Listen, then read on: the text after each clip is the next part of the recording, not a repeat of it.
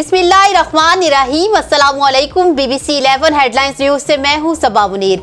आपको अपडेट करें फैसलाबाद से, जहां हमारे नुमाइंदा खसूसी इमरान हुसैन के मुताबिक हुकूमती अहकामात की रोशनी में महकमा सेहत के ताउन से तालीमी बोर्ड फैसलाबाद में भी कोरोना वैक्सीनेशन कैंप लगा दिया गया।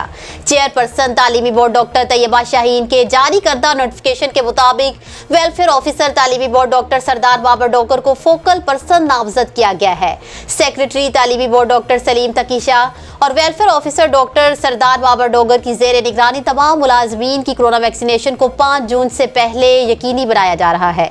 एजुकेशन बोर्ड के मुलाजमीन ने तालीमी सरगर्मियों को बहाल रखने के लिए वैक्सीनेशन कैंप के इनेकाद को खुश आइंद करार दिया है।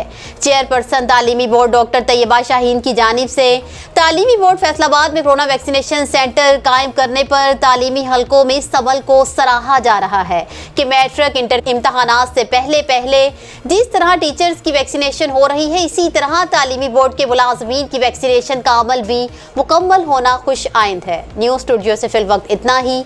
मज़ीद तफसीलात और अपडेट्स के लिए देखते रहिए BBC 11 हेडलाइंस न्यूज़।